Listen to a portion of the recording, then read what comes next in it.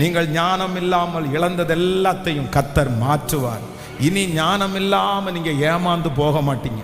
நீங்க இனி வெட்கப்பட்டு நிற்க மாட்டீங்க. இனி உங்க கையில இருந்த அந்த இழப்புகள் வராது. இனி உங்களை யாரும் ஏமாத்த முடியாது.